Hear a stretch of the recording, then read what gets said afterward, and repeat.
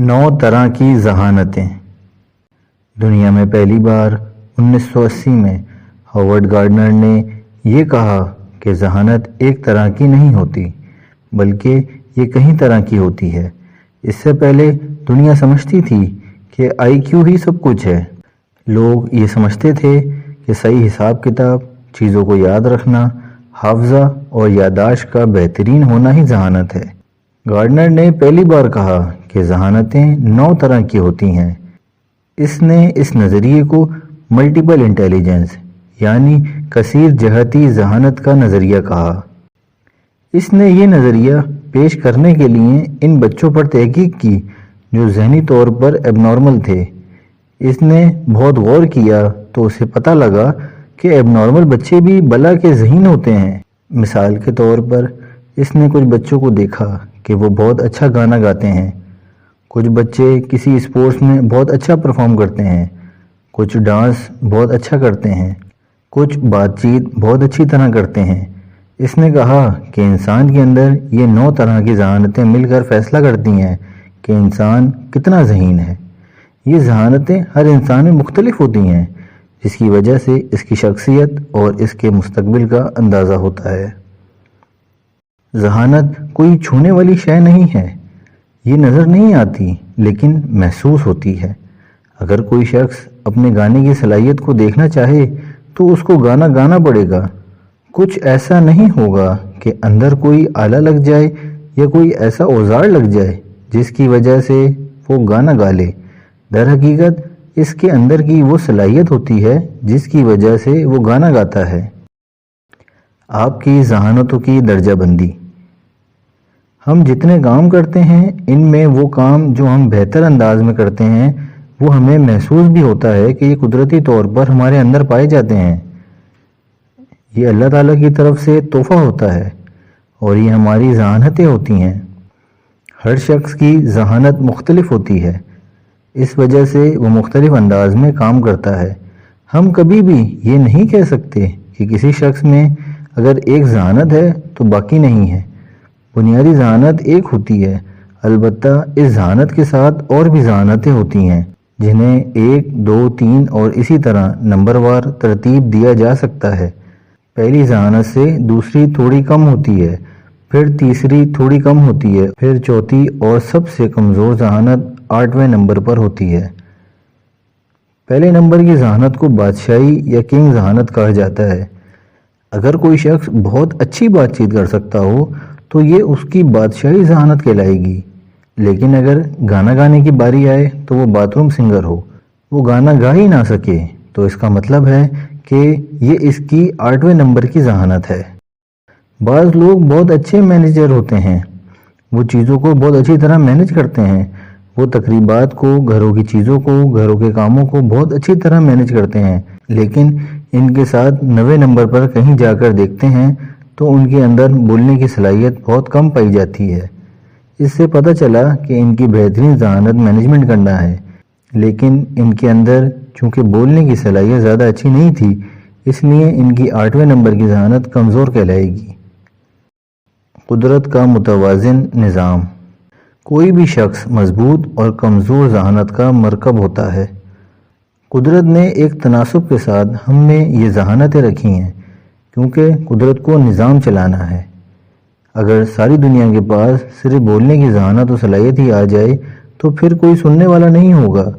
اگر ساری دنیا مینیج ہی کرنا شروع کر دے تو پھر یہ دنیا خوبصورت نہیں لگے گی۔ اسی طرح ساری دنیا سنگر ہو تو پھر سارے گانا شروع کر دیں تو کوئی سننے والا نہیں ہوگا۔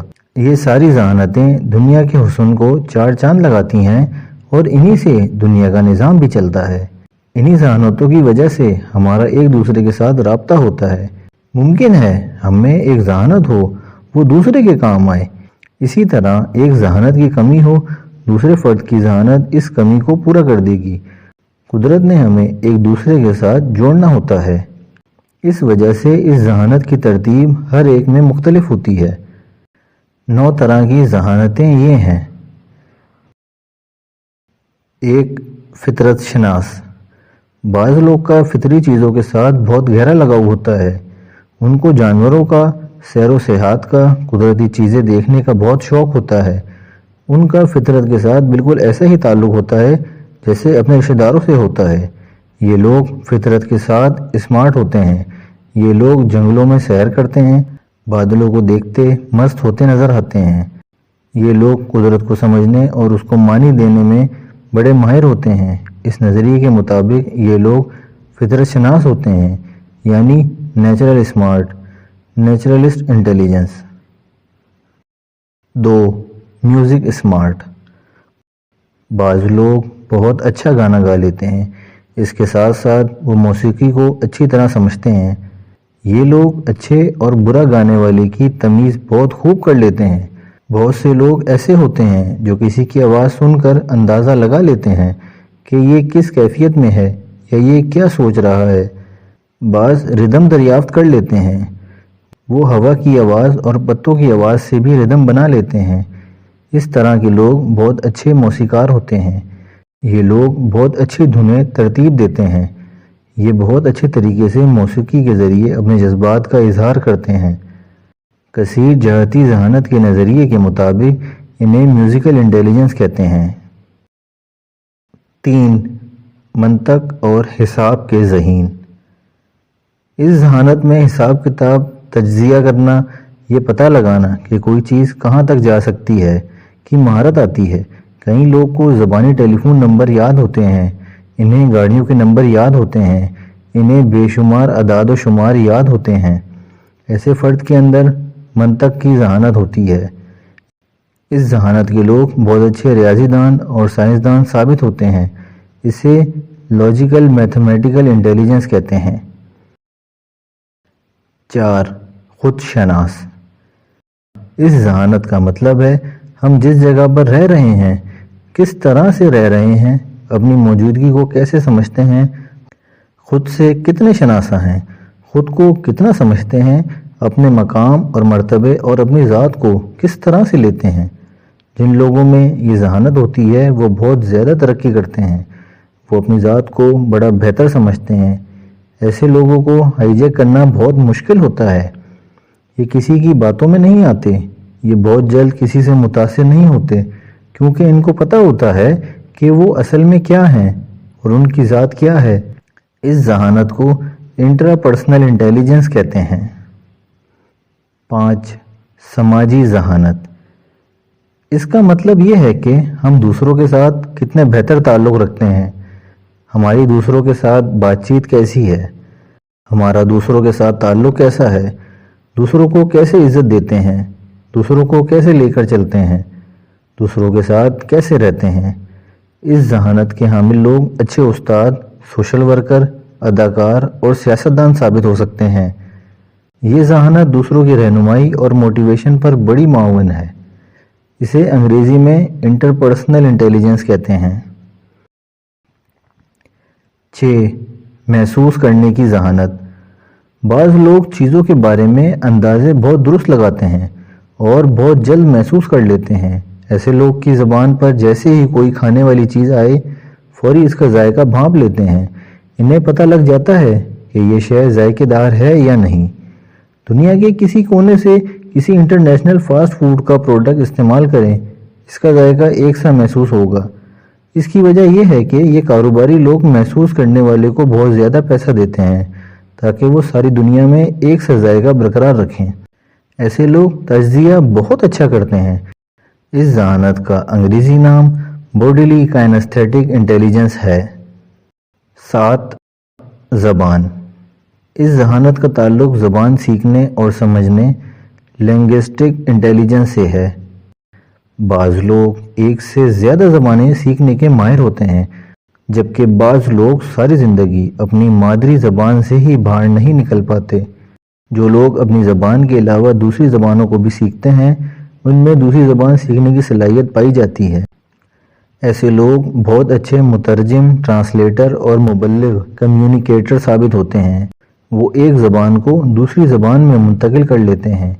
انہیں ایک سے زائد زبانیں بولنے پر عبور ہوتا ہے۔ 8. تصوری ذہانت۔ بعض لوگ تصاویر کو بہت اچھے طریقے سے دیکھتے ہیں۔ ان کا مشاہدہ بہت تیز اور قوی ہوتا ہے۔ وہ کوئی بھی منظر دیکھتے ہیں تو اس کے بعد فوراً اندازہ لگا لیتے ہیں کہ کیا ہو رہا ہے، یہ کس طرح ہے، اس کے معنی کیا ہیں۔ ان کے لیے تصویروں کو معنی دینا بہت آسان ہوتا ہے۔ یہ لوگ فطری حسن یا دنیا کی خوبصورتی کے بارے میں بہت ذہین ہوتے ہیں۔ اسے اسپیشل انٹیلیجنس کہا جاتا ہے۔ 9. فکر و فلسفے کی ذہانت۔ فکر و فلسفے کی ذہانت ایکسٹینشیل انٹیلیجنس رکھنے والے افراد کائنات اور انسان کے بارے میں گہرے اور باریک تجزیے کی صلاحیت رکھتے ہیں۔ وہ اپنے تئیں یہ سوالات اٹھاتے رہتے ہیں جن کا تعلق کائنات کی تحقیق اور انسان کے وجود سے ہوتا ہے۔ وہ یہ سوچتے ہیں کہ انسان اس دنیا میں کیوں آیا اور کہاں واپس جائے گا۔ ایسے افراد کائنات اور انسانیت کے موضوعات کے معاملے میں بہت حساس ہوتے ہیں۔ ذہانتوں کا عمل۔ ذہانت ایک شرارتی بچے کی طرح ہوتی ہے۔ جس طرح ایک گھر میں ایک شرارتی بچہ ہو، اگر اسے کمرے میں بند کر دیں تو تھوڑی دیر بعد وہ دروازہ کھولے گا اور گھر والوں کو تنگ کرنا شروع کر دے گا، چیزیں توڑے گا۔ اس کا جی چاہے گا کہ کوئی نہ کوئی شرارت کروں۔ جب ذہانت میں شدت ہے تو وہ اس فرد کو بار بار تنگ کرے گی۔ وہ کہے گی کہ مجھے استعمال کرو، مجھے باہر نکالو، مجھے کام میں لاؤ، مجھ سے کام لو۔ ہر ذہانت کی اپنی اہمیت اور اپنا کام ہے۔ مثال کے طور پر جتنے لوگ منطق، حساب یا تجزیے کے ساتھ جڑے ہوتے ہیں، ان لوگوں کو جاب بھی ویسی کرنی چاہیے۔ اگر وہ ایسی جاب کرتے ہیں تو پھر اس میں ان کو کامیابی بھی ملے گی اور نام بھی۔ والدین کی ذمہ داری۔ والدین کو پتہ ہونا چاہیے کہ بچوں میں صرف ایک ذہانت نہیں پائی جاتی بلکہ 9 طرح کی ذہانتیں پائی جاتی ہیں۔ بسا اوقات ہم بچے کو اس کی پڑھائی کی وجہ سے اس کی ذہانت کا اندازہ لگا رہے ہوتے ہیں، جبکہ ان ذہانتوں کو نہیں جانتے جو یادداشت کے علاوہ بھی اس میں پائی جاتی ہیں۔ ممکن ہے دوسری ذہانتیں بہت زیادہ اچھی ہوں اور قدرت نے اس کا نصیب اور اس کی کامیابی دوسری ذہانتوں کے ساتھ جوڑی ہو۔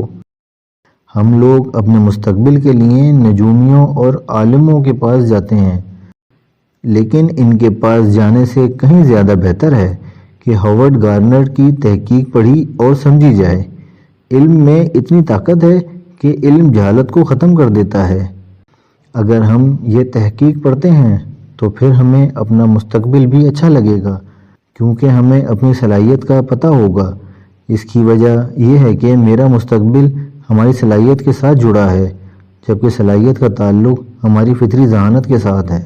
مثال کے طور پر جو شخص بہت اچھا بولتا ہے، اگر وہ کسی جوتشی کے پاس جائے تو وہ اسے کہے گا کہ تمہارا مستقبل تمہارے بولنے میں ہے۔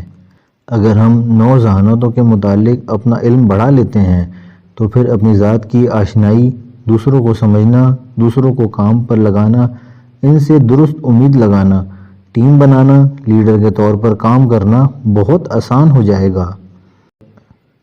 اہلیت و قابلیت کے غلط پیمانے۔ دنیا میں کوئی شخص نالائق نہیں ہوتا، ہر شخص لائق ہے، صرف یہ دیکھنا ہے کہ وہ کس شعبے میں ذہین ہے۔ ہم ایک ایسا پیمانہ لیتے ہیں جس سے اندازہ نہیں لگایا جا سکتا۔ یہ بالکل ایسے ہی ہے جیسے فاصلے کو لیٹر سے ناپا جائے۔ یہ ذہانتیں ہمیں یہ بھی بتاتی ہیں کہ 9 طرح کی ذہانتوں کو ماپنے کے لیے ہمیں 9 طرح کے پیمانوں کا استعمال کرنا پڑے گا۔ اگر ہم ایک پیمانے کو کسی ایسی ذہانت پر لگائیں گے جس پر وہ نہیں لگتا تو یقینی بات ہے کہ پھر وہ شخص ہمیں نالائق لگے گا، حالانکہ ممکن ہے وہی شخص ایک مکمل شاہکار ہو۔ ذہانت کی اتنی طاقت ہے کہ یہ آدمی کو کھینچ کر ایک بڑے مقام پر کھڑا کر سکتی ہے۔ تاریخ میں بے شمار ایسے لوگ ہیں جنہوں نے اپنی ذہانت کو اپنے اندر سے باہر نکالا، پھر اس ذہانت نے ان کو نامور کر دیا۔ زیر تابع کتاب سوچ کا ہمالیہ سے۔